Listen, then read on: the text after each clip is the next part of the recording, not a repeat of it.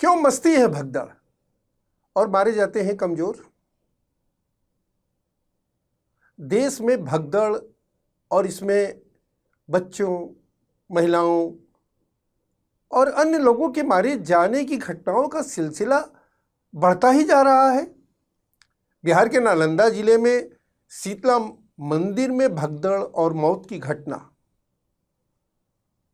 इस साल 2026 में हुई है।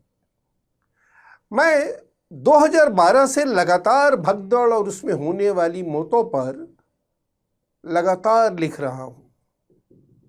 आज पहली बार यहां आपके सामने इस विषय के साथ हूं। आखिर क्यों नहीं रुक रही हैं ये घटनाएं? इसके पीछे क्या कारण है? शब्दकोशों को देखें, डिक्शनरी, तो पता चलेगा।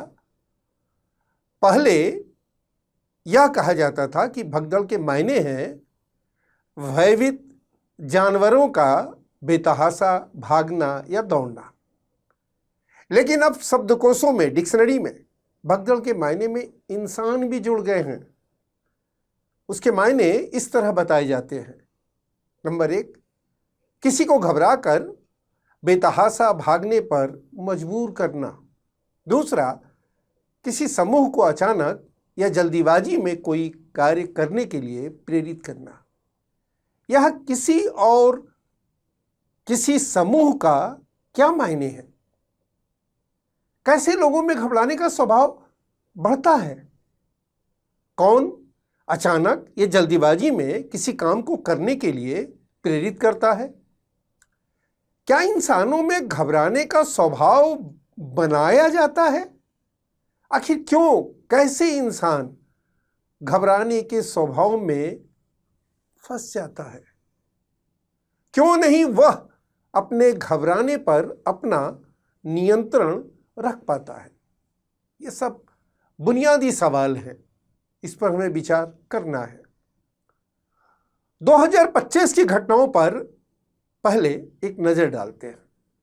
100 से ज्यादा लोग भगदड़ में केवल 8 बड़ी घटनाओं में मारे गए। जब हम लोग शब्द का इस्तेमाल करते हैं तो यह बात छुप जाती है कि भगदड़ में मारे जाने वाले लोग कौन होते हैं। उनमें महिलाएं और बच्चे सबसे ज्यादा होते हैं। 25 में जो बड़ी घटनाएं हुई, उनमें कर्नाटक में खेल भक्त 11, आंध्र प्रदेश में 15, हरिद्वार में 8 और कुंभ में 30, गोवा में 6 धार्मिक भक्त, तमिलनाडु में अभिनेता भक्त 39, 15 फरवरी को दिल्ली के स्टेशन पर भी 18 लोग मारे गए। एक तो यह घटनाएं यह बताती हैं कि धार्मिक स्थलों पर या धार्मिक लोगों के किसी जगह जमावड़े पर सबसे ज्यादा भगदड़ मचती है। 2025 के आंकड़ों के आधार पर कहें तो 80%, 80% से ज्यादा घटनाएं धार्मिक भक्तों से जुड़ी होती है। लेकिन भगदड़ की घटनाओं के इतिहास के आधार पर धार्मिक भक्तों के भगदड़ में मारे जाने की घटनाएं 90% से ज्यादा है। 1954 में 1954 में भगदड़ में 800 लोग कुंभ में मारे गए। 2025 के आंकड़ों को लेकर सवाल उठते रहे हैं कुंभ की घटनाओं के संदर्भ में, संसद में भी और संसद से बाहर भी। सरकारी आंकड़ों में 9 फरवरी तक कुंभ में त्रिवेणी में डुबकी लगाने वाले भक्तों की तादाद 44 करोड़ थी। 45 दिनों का यह धार्मिक मेला 13 जनवरी 2025 से शुरू हुआ था। सरकारी आंकड़ों के अनुसार संकवरी पूर्णिमा के दिन महाराष्ट्र में 25 जनवरी 2005 को मंदिरा देवी मंदिर में भगदड़ में 291 लोग मारे गए। घायलों की संख्या 100 से कम बताई गई थी। 3 अक्टूबर 2007 को जिउतिया के दिन गंगा में डुबकी लगाने के लिए बनारस जा रही बड़ी तादाद में महिलाएं मुगलसराय स्टेशन पर भगदड़ में फंस गई। 12 के मारे जाने के आंकड़े सरकार ने संसद में दिए। भगदड़ में मौत के आंकड़े, घटनाओं के बाद जांच समिति, भविष्य में घटनाओं को रोकने के लिए दिशा निर्देश, मुआवजे की राशि को बढ़ाना, इस तरह यह सब एक औपचारिकता की तरह भगदड़ की घटनाओं के साथ जुड़ गई है। भगदड़ की घटनाएं बढ़ रही हैं। मैं भगदड़ की घटनाओं पर रिसर्च करता रहा हूं, लिहाजा घटनाओं की एक लंबी चौड़ी फहरिस्त मेरे पास है। उन्हें किस हद तक गिनवा सकता हूं? मथुरा के बरसाना स्थित राधा रानी मंदिर और झारखंड के देवघर में एक धार्मिक आश्रम में 23 और 24 सितंबर 2012 के बाद कानपुर में दर्जन भर बच्चे, बूढ़े और महिलाएं भगदड़ में मारे गए। संसद में 25 फरवरी 2009 को गृह मंत्री द्वारा दी गई जानकारी के अनुसार देश में पिछले 4 वर्षों में धार्मिक स्थलों पर भगदड़ में मरने वालों की तादाद 686। इस सूचना की तिथि के बाद जनवरी 2011 तक धार्मिक स्थलों पर 317 यानी 2005 से कुल 773 लोग भगदड़ में मारे गए। जनवरी 2011 के बाद हरिद्वार में गायत्री परिवार के यज्ञ और दूसरे कुछ धार्मिक स्थलों में भगदड़ में मारे गए लोगों की तादाद शामिल नहीं है यहाँ, ना ही गंभीर रूप से घायलों की तादाद शामिल है। देश में धार्मिक स्थलों के अलावा मोटे तौर पर रेलवे स्टेशनों और सेना पुलिस में भर्ती के दौरान भगदड़ में मारे जाने की घटनाएं हुई हैं। यहाँ गौर करें और सोचा जा सकता है कि क्या असुरक्षा का भाव, यानी खुद को सुरक्षित महसूस नहीं करने का भाव का बढ़ना भगदड़ की मुख्य वजह होती है? असुरक्षा का भाव कब बढ़ता है? भविष्य और सुरक्षा एक दूसरे के साथ नत्थी है। भविष्य और सुरक्षा का मानस तैयार करने का विषय आधुनिक व्यवस्था में राजनीतिक विषय माना जाता है। आगे भी घटनाओं पर गौर करें। 2002 में लखनऊ के रेलवे स्टेशन के अलावा 30 अक्टूबर 2007 को मुगल सराय और दिल्ली के स्टेशनों में घटनाएं हुई थी। 10 फरवरी 2013 को इलाहाबाद स्टेशन, जो कि अब प्रयागराज कहा जाता है, पर बड़ी तादाद में भक्त कुंभ मेले में शाही स्नान के बाद लौट रहे थे। 37 लोगों के मारे जाने का आंकड़ा सरकार ने दिया। मुगल सराय में जो हजारों में मुआवजे दिए गए थे, वह 2013 में लाख में बदल गया। स्टेशन पर लोग कहां से आ जा रहे हैं, यानी किस तरह के भाव या मानसिकता या मनोविज्ञान, साइकोलॉजी में होते हैं, यह गौर करने वाली बात है। एक घटना 2005 में तमिलनाडु में प्राकृतिक आपदाओं में बुरी तरह प्रभावित लोगों के कैंप में हुई थी। सरकार के पास ये आंकड़े उपलब्ध नहीं है कि भगदड़ में मारे जाने वाले लोगों में विकलांग, बूढ़े, महिला, बच्चे कितने हैं। लेकिन ऊंच नीच, ताकतवर, कमजोर, गरीब, अमीर, स्त्री, पुरुष, यानी विभिन्न स्तरों पर विभाजित समाज में नियम की तरह ऐसी मानव जनित घटनाओं में सबसे ज्यादा शिकार क्रमशः कमजोर माने जाने वाला समुदाय होता है। मोटे तौर पर ऐसी घटनाओं की सबसे ज्यादा शिकार महिलाएं होती हैं। महिलाओं के साथ बच्चे तो होते ही हैं। यहां इस प्रश्न पर विचार किया जाना चाहिए कि क्या भगदड़ का संबंध इस बात से है कि किस तरह के विचार भगदड़वाद में फंसाते हैं और उलझाते हैं। यह कहने में या स्वीकार करने में दिक्कत नहीं होनी चाहिए कि भगदड़ की घटनाओं में जमा लोग तमाम तरह की आर्थिक, सामाजिक, राजनीतिक असुरक्षाओं के बोझ से ग्रस्त रहते हैं। भगदड़ की घटनाओं को मशीनरी की खामियों के नजरिए से ही देखा जा सकता है। मशीनरी जांच कर लेती है, मुआवजा बांट देती है, लिहाजा ये घटनाएं विचार के प्रश्न के रूप में सामने नहीं आ पाती है। आगे की बातचीत के लिए अपने साथ यह सवाल भी लेकर चलते हैं कि जहाँ जहाँ जिन जिन इलाकों, क्षेत्रों, राज्यों में घटनाएं होती हैं, वहाँ किस तरह के राजनीतिक विचारों को बढ़ाया गया है। केंद्र सरकार यह कहकर अपनी जिम्मेवारी पूरी कर लेती है कि कानून एवं व्यवस्था प्रदेश की सरकारों का विषय है।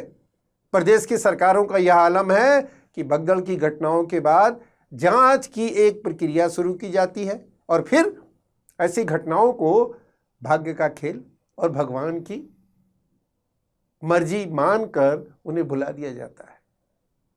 सरकारों की तो बेपरवाही का अंदाजा इससे लग सकता है कि ऐसी एक जांच रिपोर्ट का पता ही नहीं चल रहा है। आखिर सरकारों पर भगदड़ की घटनाएं और मौतें असर क्यों नहीं डाल पाती हैं? भगदड़ और उसमें होने वाली मौतों का संबंध भीड़ को नियंत्रित करने या नहीं कर पाने की प्रशासनिक विफलता से ही नहीं जुड़ा हुआ है। इसका एक विचार पक्ष है जो कि न तो ऐसी घटनाओं को रोक पा रहा है और न ही सरकारों और धार्मिक स्थलों की देख रेख करने वालों पर ऐसी घटनाओं को रोकने के लिए दबाव बना पा रहा है। समाज का प्रभावशाली हिस्सा किसी घटना में प्रभावित होता है तब तो वह विचार करने योग्य विषय का रूप ले भी लेता है, वरना उसकी कोई परवाह ही नहीं की जाती है। आमतौर पर धार्मिक स्थलों पर संपन्न प्रभावशाली लोगों के लिए सुरक्षित स्थान भी बनते रहे हैं। वीआईपी भगदड़ वाली घटनाओं में देखें तो साधारण मनुष्य के प्रति, इंसान के प्रति पूरी धार्मिक प्रक्रिया में एक निशंसता दिखती है और धार्मिक स्थल के कर्ता धर्ता उसके प्रत्यक्ष पोषक के रूप में सामने दिखाई देते हैं। यह विचार भी किया जाना चाहिए कि क्या ये घटनाएं धार्मिक स्थलों में होने वाले कर्मकांडों से जुड़ी होती हैं। भगदड़ में मौत की घटनाओं का इस स्तर पर विश्लेषण जरूर किया जाना चाहिए।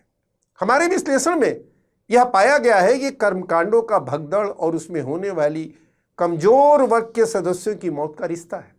उदाहरण के लिए 25 जनवरी 2005 को मंदरा देवी के मंदिर में 291 लोग मारे गए थे और तब 98 लोगों के घायल होने की जानकारी दी गई थी। बाद में घायलों में कितने और लोग मरे ये पता करने की कोशिश नहीं की गई। सरकार के अनुसार शकरबारी के पूर्णिमा के मौके पर जमा श्रद्धालुओं में एक महिला अपनी टोकरी में कर्मकांड के लिए सामग्री ले जा रही थी। वह फिसल गई और टोकरी से तेल गिर गया। जमीन पहले से ही नारियल के पानी की वजह से फिसलन भरा हो गया था। एक के बाद दूसरे श्रद्धालु के उस पर गिरने के बाद भगदड़ में इतनी जानें चली गई। यदि झारखंड की घटना के जो कारण बताए जा रहे हैं उसे देखें तो जैसे 2005 की कहानी भर दोहराई जा रही है। 2003 में अगस्त सितंबर के दौरान नासिक में आयोजित कुंभ मेले में 118 लोग मारे गए। घटना के अनुसार ये घटना इसीलिए हुई, सरकार के अनुसार ये घटना इसीलिए हुई क्योंकि कुछ साधु महंतों ने हाथियों और गाड़ियों पर सवार होकर जुलूस निकाले और वे सवारी पर बैठे श्रद्धालुओं के बीच प्रसाद, फूल और सिक्के उछाल रहे थे। उन साधु महंतों ने ऐसा जुलूस निकालने के लिए किसी से इजाजत लेने की भी जरूरत महसूस नहीं की। भगदड़ मच गई और इतने लोग मार दिए गए। राजस्थान में चामुंडा में 215 लोग मारे गए थे और मथुरा की घटना के जो कारण बताए गए थे वह वहां भी बताए गए थे। धार्मिक स्थलों पर वीआईपी की सुरक्षा के लिए इंतजाम कमजोरों की असुरक्षा की कहानी में बदल गई है। यदि ऐसी घटनाओं के दूसरे कारणों पर गौर किया गया है तो वे सभी कारण क्या क्या हो सकते हैं? क्या इस पर कभी विचार किया गया है? भक्ति चाहे जिस भी तरह की हो, आखिर वो भगदड़ की तरफ क्यों पहुंच जाती है? भक्ति तर्क को स्वीकार नहीं करती है, वह विज्ञान में यकीन नहीं करती है, वह भक्ति को ही विज्ञान मानने का मानस तैयार करती है। यदि इस देश में आस्था के भगदड़ में बदलने के इतिहास पर नजर डालें तो एक बात स्पष्ट होती है कि जब राजनीति लोगों में सुरक्षा और भरोसे को कायम रखने में विफल होती है तब लोग तरह तरह की भक्ति के पीछे भागते हैं। राजनीति अपनी ताकत से खड़ी नहीं होती है, बल्कि दूसरे कंधे पर सवार होती है।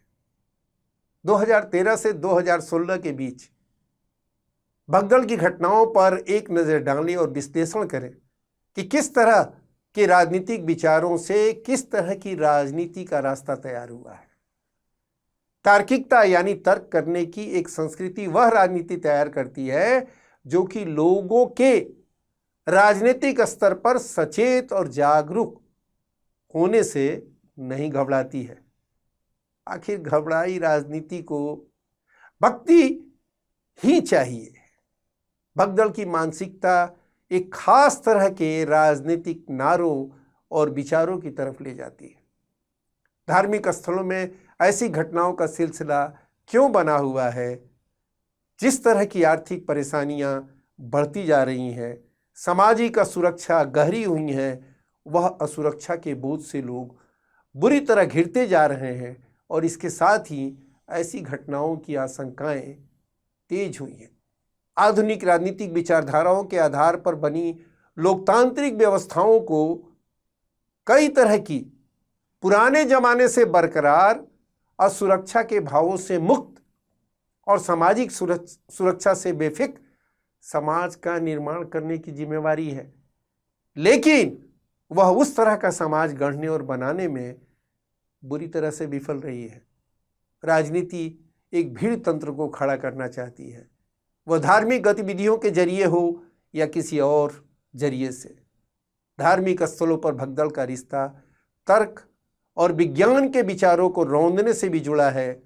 यदि माना जाए कि प्रशासनिक लापरवाही होती है, लेकिन उस प्रशासनिक लापरवाही का सिलसिला भी लंबे समय से जारी है, तो वह विचारों से ही जुड़ा हुआ है। उसकी पहचान की जानी चाहिए। भगदड़ में मौतें बंद होनी चाहिए।